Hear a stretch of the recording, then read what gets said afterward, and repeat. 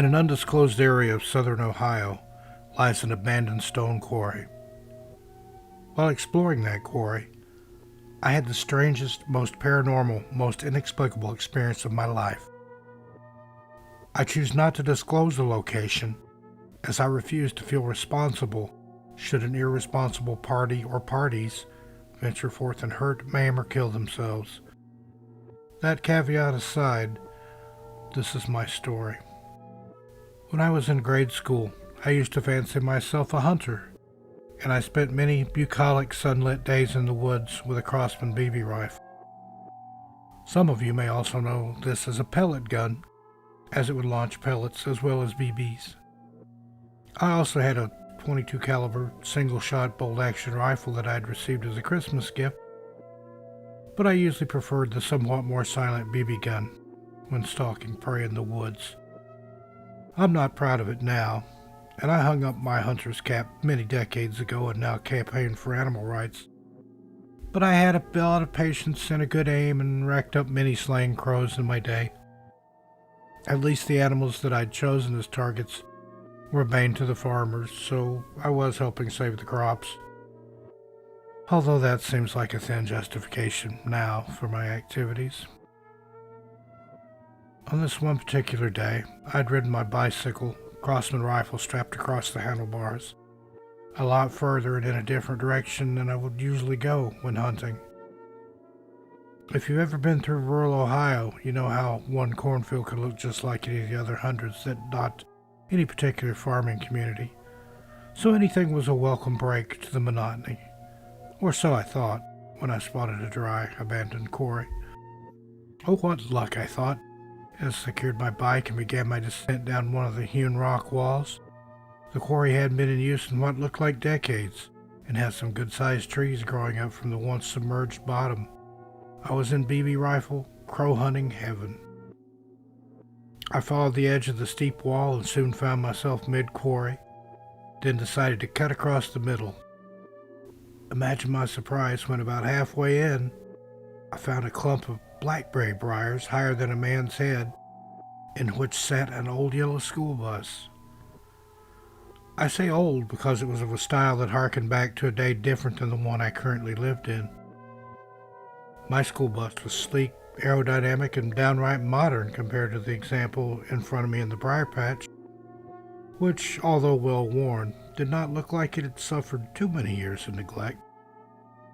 Curious beyond belief, I picked a line through the briars and began to carefully pick my way through. After what seemed like an eternity, and though scratched from head to toe and oozing blood from a few dozen tiny cuts thanks to the briars, I arrived at the bus. As luck would have it, a gentle push against the doors was all that was required to make them swing open, although somewhat creakily and reluctantly.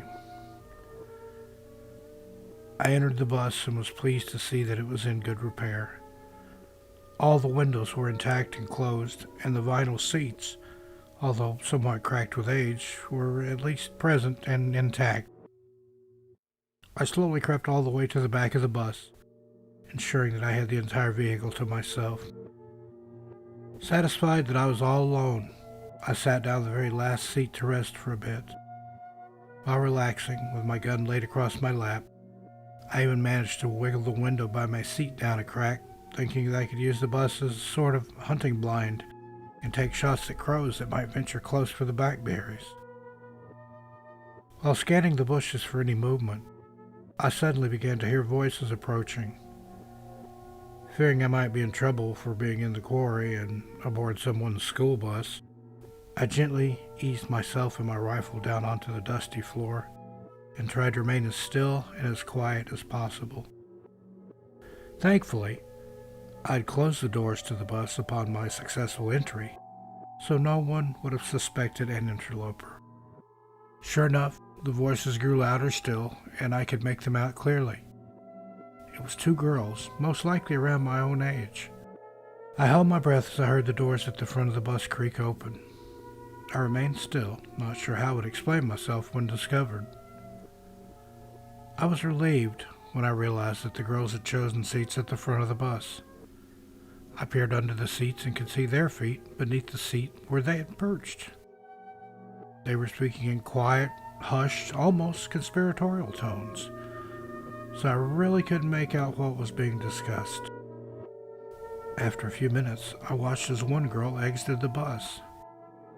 I risked discovery and peeked over the top of the seats, observing a dark-haired girl wearing a stocking cap still sitting in the one seat.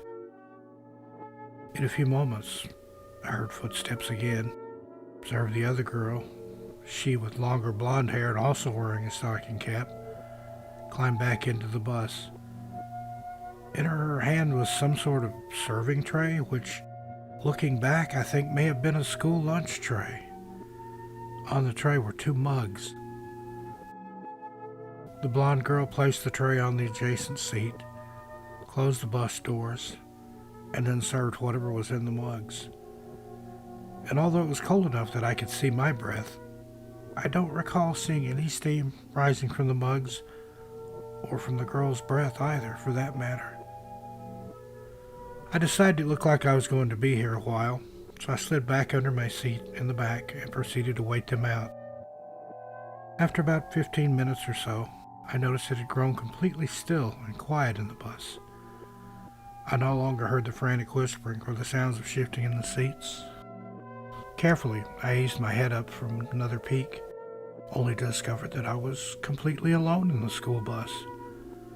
At first I thought maybe I was mistaken and assumed that maybe the girls had done the same thing I had and were resting either across the seats or even on their floor. I left my rifle in the back of the bus so as not to frighten them with it, and walked stealthily to the front of the bus. No one was there. Perplexed, I returned to the back of the bus, retrieved my BB gun. It was starting to get dark and I didn't want to be caught out in an unfamiliar area. I imagined trying to climb the rough rocks out of the quarry in the dark probably wouldn't have been a good idea. The bus doors were closed, and I even tried opening and closing them a few times. But no matter how fast or slow or rough or gentle I worked the doors, they still made that distinctive school bus door sound. There was no way the girls could have left via the doors without my having heard them. I'm not sure exactly what I witnessed that day, but I am sure it was a paranormal or supernatural origin. I didn't revisit the quarry until later in the winter when I returned with a friend. I told him all about my mysterious encounter with the bus and the girls, but he eyed me suspiciously when we arrived in the middle of the quarry and found nothing but a huge patch of berry briars. There was no evidence that a bus had ever been inside that briar patch. I now feel that this was something meant for just me to experience, and I've yet to fully understand the meaning. But it was essentially a turning point in my life, and I can trace back to that moment when I began to realize that maybe I have a gift, and maybe I should learn how to use it to help others. As for the 2 apparently ghost girls, I have no idea who they were or why they were in the quarry or on the school bus.